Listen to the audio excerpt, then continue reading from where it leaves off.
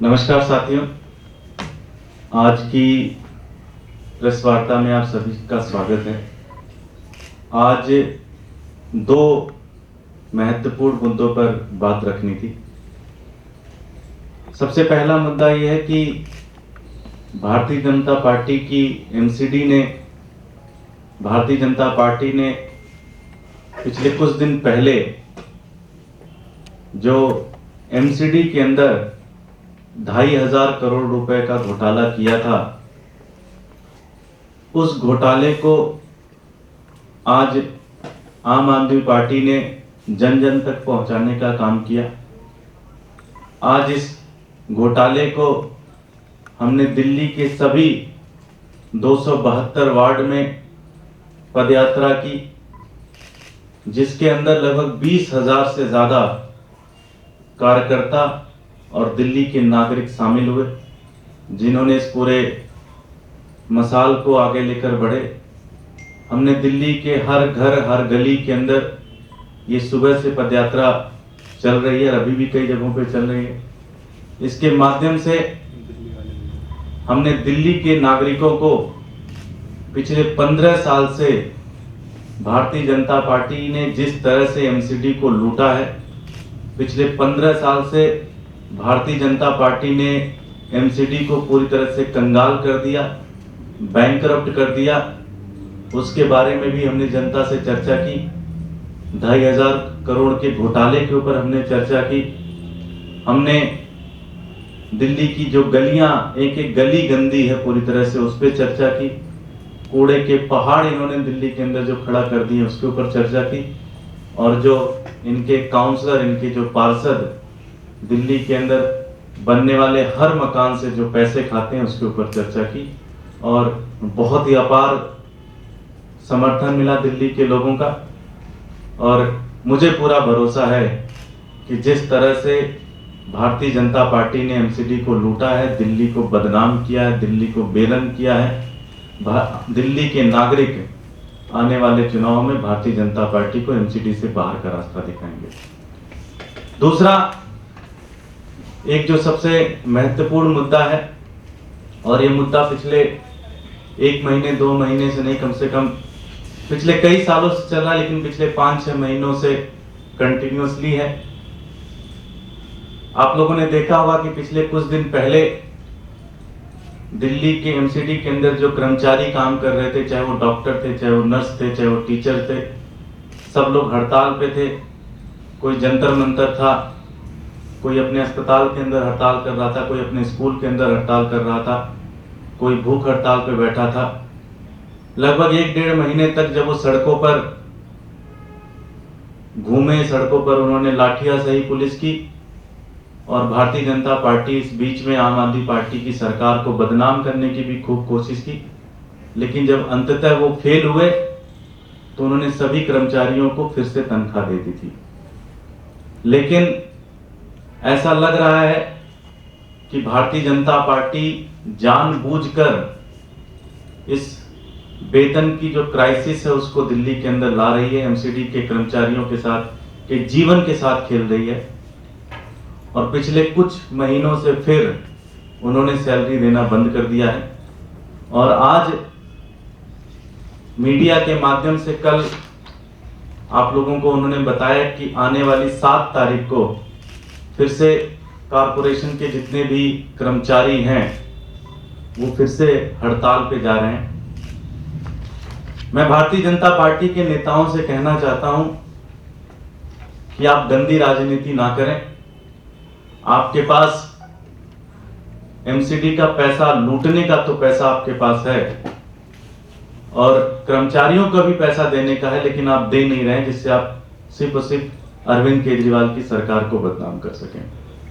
जब भी media, opposition party या एमसीडी के कर्मचारी जब भी भारतीय जनता पार्टी के नेताओं से पूछते हैं कि आप पैसा क्यों नहीं दे रहे हैं, तो हमेशा एक वो रट्टू तोता की तरह एक बात लेके आते हैं, भाई कि दिल्ली सरकार ने उन्हें पैसे नहीं दिए, दिल्ली सरकार ने उन्हें 13,000 करोड़ रुपए नहीं दिए। पिछले, आपको भी मैंने कुछ दिन पहले बताया था कि एमसीडी कर्मचारियों का एक ग्रुप कोर्ट में सैलरी की क्राइसिस को लेकर गया हुआ है और हर महीने लगभग इसके ऊपर चर्चा होती है। मैं आपको कोर्ट के पिछले 2 ऑर्डर दिखाना भी चाहता हूं। इसकी प्रतियां मैंने बांटी भी थी पिछली प्रेस कॉन्फ्रेंस में, अगर आप कहेंगे तो आप ले भी लीजिएगा इसकी प्रतियां। एक 5 नवंबर की कोर्ट की ऑर्डर है और एक 16 दिसंबर की कोर्ट की ऑर्डर है, और इन दोनों ऑर्डर में कोर्ट ने कहीं नहीं कहा है कि आम आदमी पार्टी की सरकार को, दिल्ली सरकार को एमसीडी का कोई पैसा देना है, नंबर 1। साथ ही साथ एमसीडी के जो लॉयर हैं, एमसीडी के जो वकील हैं, भारतीय जनता पार्टी की एमसीडी का जो पक्ष रखते हैं कोर्ट के अंदर, उन्होंने भी कहीं पे 13,000 करोड़ रुपए की मांग नहीं रखी है। 31 दिसंबर तक के सारे पैसे आम आदमी पार्टी, दिल्ली सरकार ने एमसीडी को दे दिया है, और ये हमने लिखित रूप में एफिडेविट कोर्ट में दिया हुआ है। ये नहीं कि हम बाहर कह रहे हैं, प्रेस कॉन्फ्रेंस में कह रहे हैं, हमने लिखित रूप से एफिडेविट दे दिया है। तो कोर्ट में भी ऑर्डर चल रहा है, कोर्ट के ऑर्डर में कहीं कुछ नहीं है, ये खुद कोर्ट में नहीं रख रहे हैं। बस इन्होंने पिछले 15 साल में जो इन्होंने एमसीडी को बर्बाद किया है, उससे बचने का, उससे ध्यान भटकाने का एक तरीका इन्होंने निकाला है। मैं भारतीय जनता पार्टी के नेताओं से कहना चाहता हूं कि अपनी नौटंकी आप लोग बंद करें। अगर आपसे एमसीडी नहीं चल पा रही है, एमसीडी आप छोड़ दें। अगर आपके बस की नहीं है तो आप छोड़ दें, लेकिन कर्मचारियों के जीवन के साथ खेलना बंद करिए। 24,000 वो बुजुर्ग जिनको पेंशन नहीं मिल रही है, जो कर्मचारी जिनको तनख्वाह नहीं मिल रही है, उनके जीवन के साथ आप खेलना बंद करिए। ये मेरी हाथ जोड़कर आप लोगों से विनती है, क्योंकि आपके पास कुछ भी ऐसा नहीं है जिससे आप प्रूव कर सके। आपसे मैं हाथ जोड़कर विनती करता हूं कि ये ड्रामा बंद करिए, ये नौटंकी बंद करिए, और कर्मचारियों को तनख्वाह दीजिए, जिससे दिल्ली वालों ने जो जिसके लिए आपको चुना है वो काम आप कर सकें। बहुत बहुत धन्यवाद। हमारे साथ हमारे तीनों एलओपी भी हैं, वो भी चाहेंगे कि इसके ऊपर बात रखें।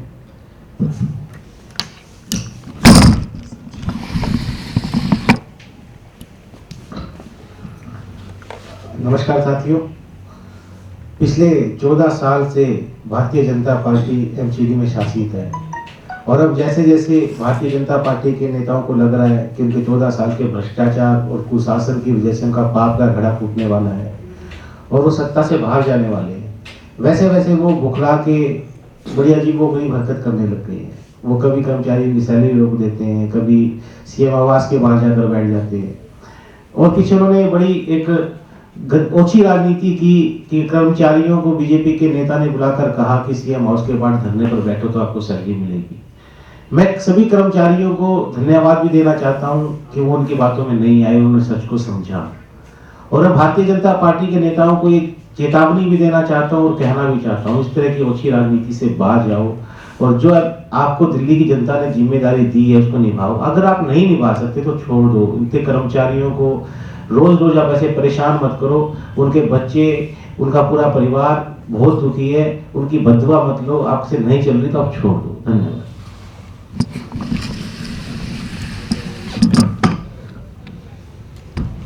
जैसा कि आज हम लोग वार्ड वाइज हमने जो अपना पद यात्रा निकाली, तो आज देखने को हमें एक बहुत अच्छा माहौल मिला कि व्यापारी वर्ग जितना भी है, जो दुकानदार वर्ग है, उसने बढ़ चढ़ के इसमें हिस्सा लिया। आम लोगों के साथ हम लोग पूरे वार्ड में घूमे और उसमें काफ़ी सहयोग मिला, और उन लोगों को भी इस चीज़ की बिल्कुल जानकारी है कि भाजपा जो है सिर्फ ड्रामेबाजी कर रही है। और कर्मचारियों को मैं एक संदेश देना चाहूँगा कि हम लोग आपकी लड़ाई में आपके साथ हैं, हर तरीके से साथ हैं, और आपकी सैलरी हम नहीं रुकने देंगे।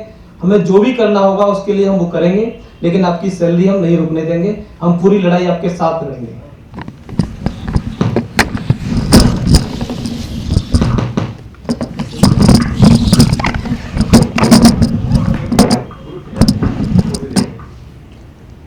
नमस्कार साथियों, आपके सामने जैसा कि हमारे नेता दुर्गेश पाठक जी ने सभी बता दिया है, भारतीय जनता पार्टी के नेता जिनकी जिम्मेवारी आम आदमी की सेवा करने की है, नगर निगम के अंदर बैठ के उनके काम करने की है, वो उन जिम्मेदारियों से बचकर नौटंकी करते घूम रहे हैं। कभी सीएम आवास पे बैठते हैं, कभी राजघाट पे धरने पे जाना चाहते हैं, कभी पार्टी ऑफिस पे बैठना चाहते हैं। तो ये साफ दर्शाता है कि इनको जनता की परेशानियों से कोई लेना देना नहीं है। ये जनता के लिए काम नहीं करना चाहते, ये अपनी जेब भरने के लिए काम करना चाहते हैं। जहां इनके पार्षद भ्रष्टाचार में शामिल हैं, वहीं इनके पार्षद जो स्वास्थ्य कमेटी की बजट की मीटिंग है, शिक्षा विभाग की बजट की मीटिंग है, उनको छोड़ करके, उनको कैंसिल करवा करके धरने पे बैठे हैं। तो ये साफ दर्शाता है कि इनको पूर्वी दिल्ली या पूरी दिल्ली की जनता से कोई लेना देना नहीं, उनकी परेशानियों से कोई लेना देना नहीं, सिर्फ राजनीतिक रोटी सेकना चाहते हैं। दिल्ली की जनता ये जान चुकी है और इनके सर्वे में भी ये आ चुका है कि पूरी दिल्ली के अंदर भारतीय जनता पार्टी एमसीडी के चुनावों में बुरी तरीके से हारने वाली है। उसी को लेकर के ये बहुत ज्यादा परेशान है, इसलिए उल जुलूल काम करने में लगे हुए हैं। जिस तरीके से ये जनता को परेशान कर रहे हैं, जनता आने वाले समय में और कर्मचारी अपने वेतन को लेकर के इनसे बदला लेंगे और आने वाले चुनाव में इनका रिजल्ट जो है वो आपके सामने होगा। जय हिंद। कोई प्रश्न है? जैसे कि एमसीडी को लेकर के भाजपा और आम आदमी पार्टी एक दूसरे को ब्लेम कर रहे हैं, बट अल्टीमेटली उसमें जो पिस रहा है वो आम आदमी पिस रहा है या एम्प्लॉय पिस रहा है। इस बार क्या कहते हैं? नहीं, एम्प्लॉयज का तो नुकसान हो रहा है, लेकिन हम कहाँ से गलत हैं ये हमें बता दीजिए। हम नहीं ब्लेम क्या, हम तो आपके सामने, आप कह रहे हैं 2500 करोड़ रुपए के लिए, वो कह रहे हैं 13,000 करोड़। हम तो जो भी कह रहे हैं आपको कोर्ट के आदेश पे कह रहे हैं। भाई भारतीय जनता पार्टी से आप पूछिए कि भाई कोर्ट का आदेश तो ये कह रहा है, कोर्ट में आपका वकील आपका पक्ष नहीं रख रहा है, तो हम तो आपके सामने ला रहे हैं। वो एक मिस इन्फॉर्मेशन, प्रोपेगेंडा और झूठ बोल रहे हैं, हम उसका जवाब दे रहे हैं, हमें तो जवाब देने का हक है। दो सवाल हैं मेरे। जी, पहला तो ये सवाल, जैसा कि आप बार-बार कह रहे हैं कि दिल्ली सरकार को कुछ भी नहीं देना अपनी तरफ से, कोर्ट के ऑर्डर्स भी आपने लिखा है, तो ये थर्ड और फिफ्थ टीएमसी की जो बात बार-बार हो रही है वो क्या है? दूसरा है कि जब ट्राइफरकेशन हुआ था उस समय ये था कि इस तरह की आपातकालीन स्थिति आएगी तो दिल्ली सरकार हेल्प करेगी, तो उसमें आप लोग क्यों नहीं आगे बढ़ते? आपातकालीन स्थिति आएगी तो दिल्ली सरकार हेल्प करेगी। आपातकालीन स्थिति है कि जब एमसीडी ये मान ले कि उनसे एमसीडी नहीं चलती, भारतीय जनता पार्टी ये मान ले कि उनसे एमसीडी नहीं चल रही है, उनके बस की नहीं है एमसीडी, तो वो अपने तीनों निगम से प्रस्ताव पास करें कि भाई हमसे एमसीडी नहीं चल रही है, हम बैंकरप्ट हो चुके हैं, हमने इतना लूट लिया है कि अब हमारे बस की नहीं है एमसीडी चलाना। वो प्रस्ताव बना के भेजे, दिल्ली सरकार उसके ऊपर विचार करेगी। दूसरी चीज, जो ये बार बार ये कहते हैं कि आपातकालीन स्थिति होगी तो दिल्ली सरकार मदद करेगी, भाई आपातकालीन स्थिति है ही नहीं। आपातकालीन स्थिति तो तब होती ना जब आपके पास करप्शन के पैसे नहीं होते, आप पैसे तो लूट रहे हो। आप कहना ये चाह रहे हो कि हम तो पैसे लूटेंगे, चूंकि अब सारा पैसा खत्म हो गया तो केजरीवाल सरकार फिर से पैसे दे दे तो फिर हम और लूट लें, ये तो नहीं चल सकता। Thank you. कह रहे थे आपको से बता रहे हैं कि वो जो कर्मचारियों के वेतन को नहीं रुकने देंगे, वेतन नहीं रुकने देंगे, उनकी लड़ाई हो जाएगी, तो कैसे लड़ेंगे बात? नहीं, आपके माध्यम से कर रहे हैं। हम आज 272 वार्ड के अंदर हमने आज रैली निकाली, आज हम गए इसके ऊपर, हम इसके ऊपर आगे की रणनीति भी बनाएंगे और लगातार आपसे उसके बारे में बताते रहेंगे। थर्ड एंड फिफ्थ टीएमसी उसकी मैं कागज आपको दे देता हूँ। ठीक है जी, धन्यवाद।